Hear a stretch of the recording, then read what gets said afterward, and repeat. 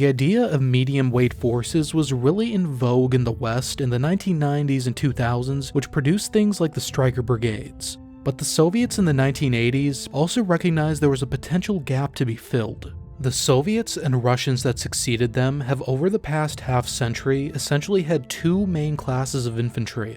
The motor rifles making up the bulk of their army, mounted in BTRs or BMPs and organically supported by tanks, and the more elite types like the VDV airborne troops and naval infantry who have historically been lightly or fully mechanized forces. In August of 1987, they exercised a new concept in the Kyiv military district. It was called the Light Motor Rifle Division. The basic requirement was to create a motor rifle division that significantly cut down the air transportation burden while still being able to conduct regular combat operations. It was to be optimized for complex terrain with a focus on urban and mountainous environments. To that end, they crafted a motorized infantry unit supported by the airborne armor used by the VDV. As a frame of reference, the motor rifle division in the late 80s was a fully mechanized unit. It had a staff, 3 motor rifle regiments, 1 tank regiment, 1 artillery regiment, 1 air defense missile regiment, and numerous supporting battalions and companies.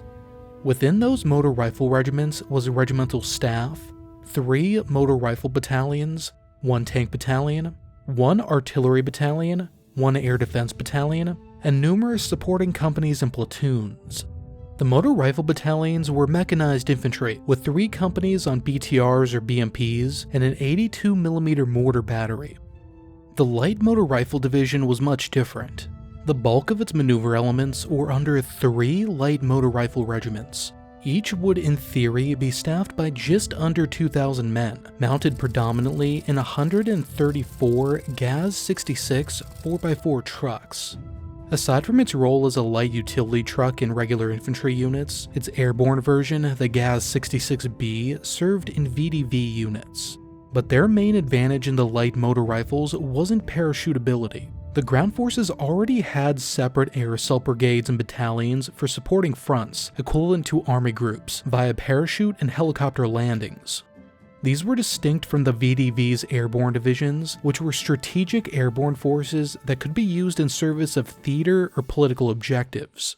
The VDV's forces were more heavily mechanized than the mostly footbound air assault brigades. Rather, the light motorization improved the light motor rifle's ability to operationally self-deploy on roads or strategically deploy via airlift, compared to a regular motor rifle unit that was mostly rail-bound. For reference, an Antonov AN-12 could carry 2 GAZ-66 trucks or 2 BMD-1 infantry fighting vehicles, which increased the flexibility in what platforms could airlift vehicles and decreased the amount of sorties needed to do it. Regiments had the same amount of Metis and Malyutka anti-tank guided missiles, SPG-9 recoilless rifles, and AGS-17 grenade launchers as normal motor rifle units, and comparable numbers of Igla manpads. So the light battalions almost certainly had a standard BTR organization of an HQ, control platoon, 3 motor rifle companies including a Metis ATGM squad, 82mm mortar battery, grenade launcher, air defense and supply platoons, and a battalion aid station. The light regiment supported them with an 8-tube 120mm mortar battery, but it lacked the battalion of 120mm howitzers, both towed and self-propelled, that the regular motor rifle regiment had. It also lacked tanks, and possibly replaced bulky regimental air defense systems like the Shilka and Strela 10 with more manpads and heavy MGs. They did however retain the regimental Konkurs ATGM battery mounted on the BRDM-2. As the GAZ-66 was not a fighting vehicle in any regard, to bolster their combat strength, the division also had a separate motor rifle battalion mounted predominantly on BMD-1 infantry fighting vehicles. They had 30 BMDs and 10 BTRDs, which were probably used to carry weapons teams in the headquarters. Among them, they had 2 AT-4 ATGM squads, 2 AGS-17 squads, 12 Igla manpads, and an 8-tube battery of Nona S self-propelled mortars. At 491 troops, the battalion was comparable in size to a VDV airborne battalion, although it was equipped differently. Supporting them was a light self-propelled artillery regiment, and in terms of equipment, it was like an airborne division's artillery regiment, but with more tubes. It had 2 battalions of Nona S 120mm self-propelled mortars, 1 battalion of BTR-RD robot ATGM carriers, and 1 battalion of Grad 1s, a rocket artillery platform amounting to a lightweight BM-21, about 2 metric tons lighter. Something to note is that these battalions were listed as 24 pieces rather than the standard 18-piece battalion, implying an 8-piece battery. An anti-aircraft artillery battalion provided an additional 32 Zu-23 anti-aircraft cannons and 32 Igla manpads. This was in place of divisional OSA surface-to-air missiles. The division further had in battalion strength, reconnaissance, engineer-sapper, communications, maintenance, logistics, and medical elements, and a chemical defense company. This all resulted in a division that required about 60% as many airlift sorties as a regular motor rifle division, and 15% the heavy Antonov AN-22 sorties. A motor rifle division would require about 900 AN-12 and 250 AN-22 sorties, whereas the light motor rifle division would require about 670 AN-12 or IL-76 sorties and 39 AN-22 sorties. This was significant as only 66 AN-22s were ever built. The light organization faced off against the 48th Guards Tank Training Division, which a few months later was reorganized as the 169th Guards District Training Center, now a Ukrainian training center equidistant from Kyiv and Chernihiv. Details about the exercise itself that are available online are fairly slim, but I've seen it summarized thusly.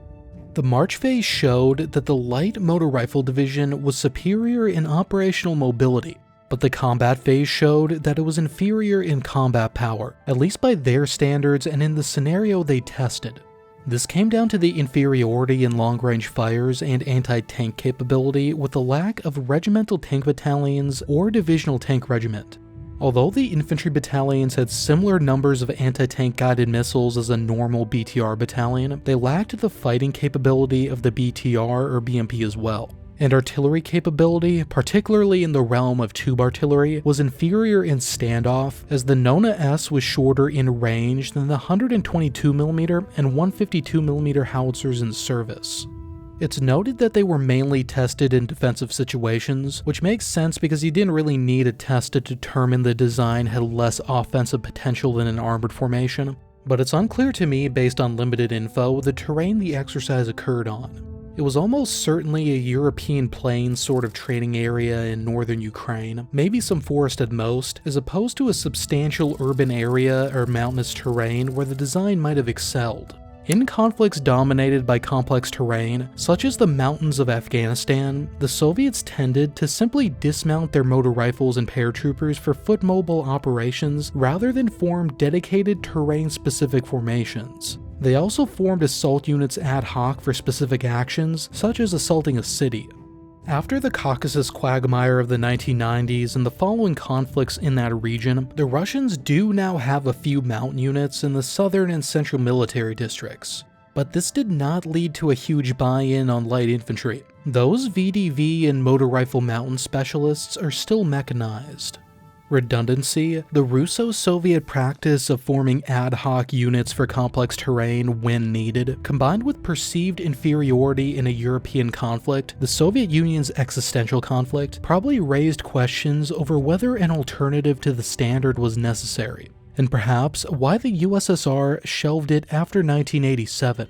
If you'd like to learn more about Soviet and Russian units, check out this video on the historical use of assault detachments to storm strong points. I'll see you over there.